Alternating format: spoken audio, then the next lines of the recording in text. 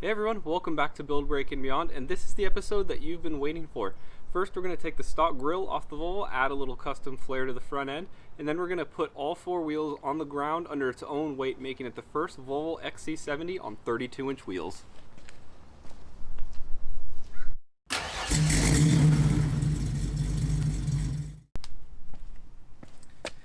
The front end of the car looks a lot better now that the big tires are on. It's sticking out, it's a little bit higher up, and I replaced the broken headlight. But this grille just really isn't doing it for me. So I picked up this piece of perforated metal. We're going to pop that grille out, and then we're going to make a custom one.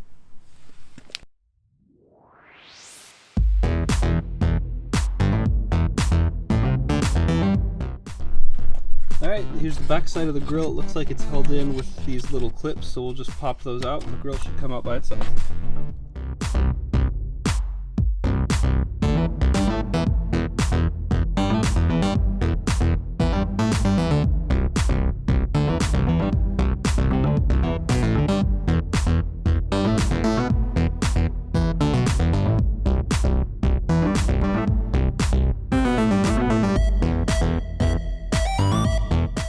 Alright, so now I got the basic outline of the grille to cut out. I'm going to add about 1/2 inch all around the outside, and then I'm going to go ahead and start cutting that out and start forming it.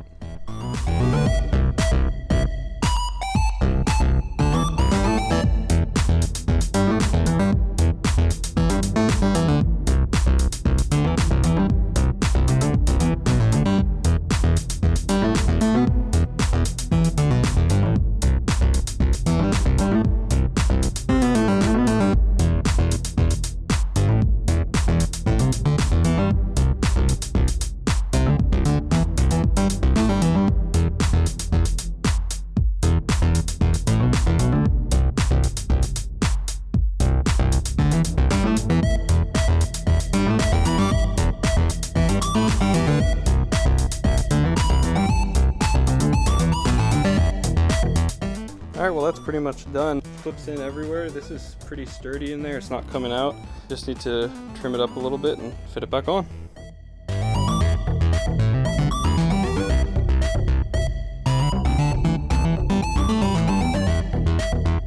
Alright, well the grille turned out great. It looks awesome. It totally improves the look of the front end of this car.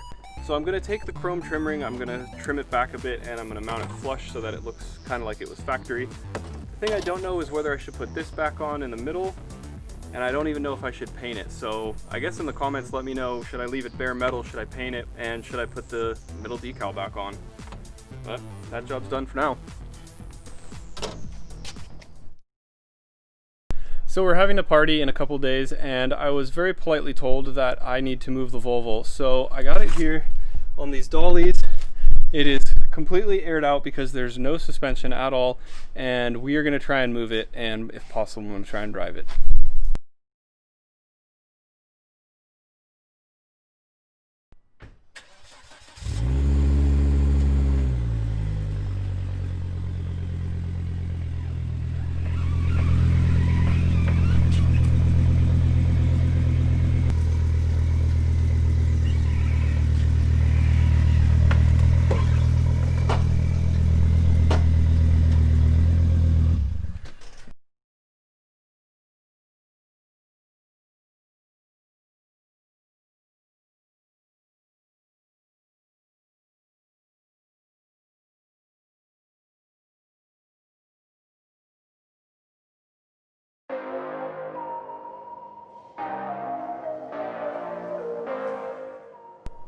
So I passed off these upper spring hats to the studio, and this is what they did to them.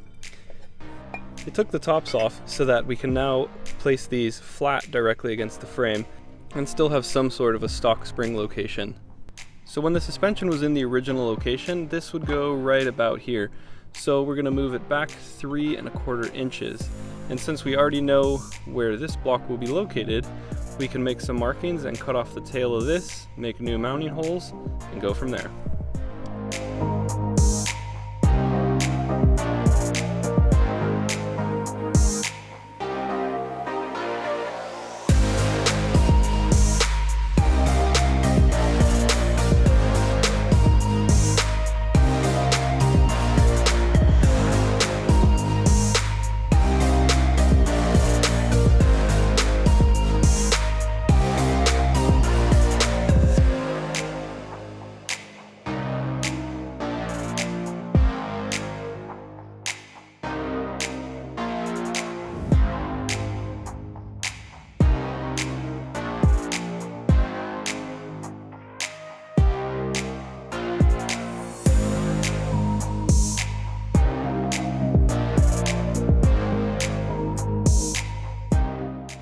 So this is a pretty cool little tool that I bought just for this project, and basically what it's going to do is give us a little threaded insert where this M12 bolt can go into. This is the insert. I'm going to drill a hole in the frame. We're going to pop this in and then put this on the end of here, and basically what it's going to do is it's going to squeeze the top down to the bottom, and it's going to basically just allow us to thread in a bolt there.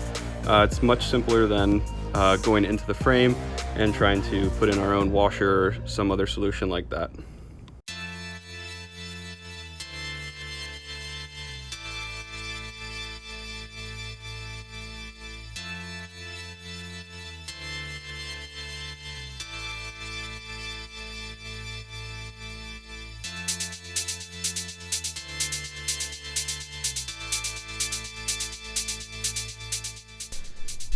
Alright, so now we have the rear subframe relocation bracket all put in and installed, ready for the subframe to go there. The upper spring hat has been moved back. It's in a temporary position now just to make sure everything fits up. So the last thing to do is focus on the front subframe mount, and that is where this monster adapter comes into place. It's going to get the hole there, that's going to mount up there, and then on the bottom side we're going to drill and tap a hole for this to slide into. So let's get started.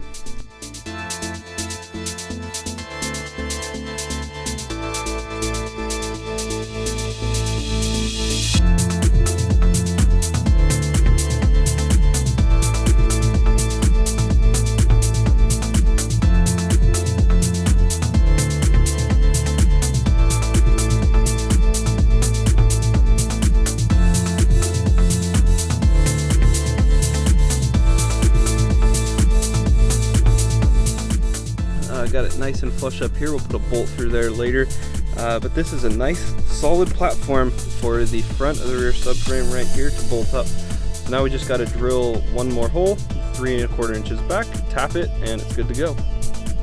So because this part of the block is way too thick to fit in my drill press, I'm just going to do it the old-fashioned way, using my vise and my regular drill.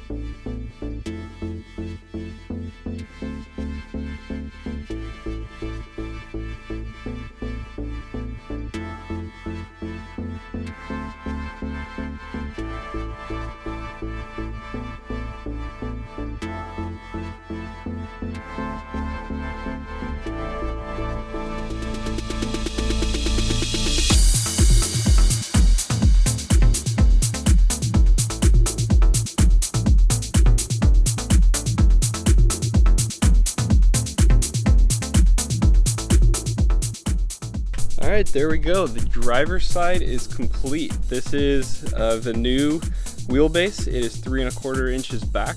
The front and the rear subframe are both mounted up to their new brackets, and it looks good. So I'm going to go do the exact same process to the passenger side. On the front bracket, I'm just going to drill the 2 holes, tap the rear one, and then we should be able to at least put the wheels on, and it's going to require a little bit of trimming, but nothing too bad. This is sweet.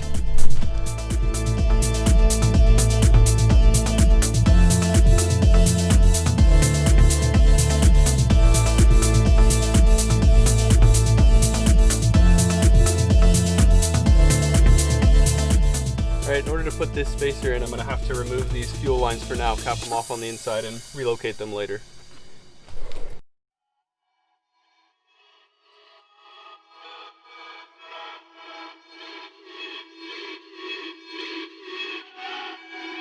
Alright, and there we go. The passenger side fit up perfectly. Both bolts are in here. I put both bolts in on the other side too, so this rear subframe is now in its new location. I'm just going to take it down really quick, put the bad Swede springs in, and that'll give us our final ride height for now, and then we can fit up the tires.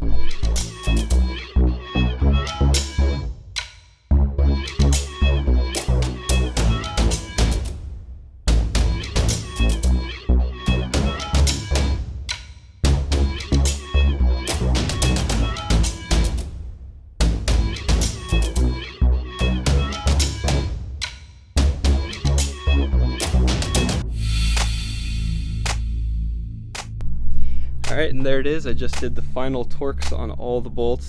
The suspension is in with the bad Swede lift springs. The new hub center is 3 1/4 inches back, exactly how we wanted it. So I'm gonna roll the tire up in front, and then we're gonna trim this just so that it can sit on its own weight, and we'll do the final trimming of the fender later.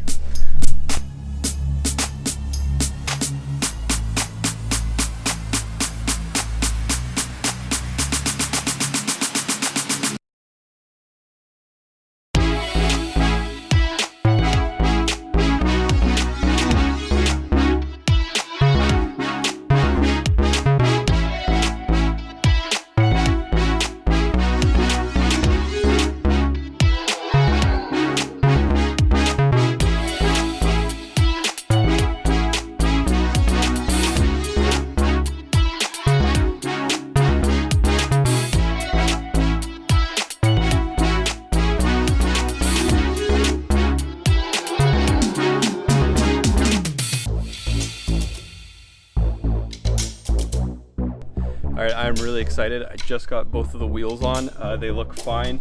All I have to do is let the jack down, and this is going to be sitting on its own weight for the first time. Pretty exciting.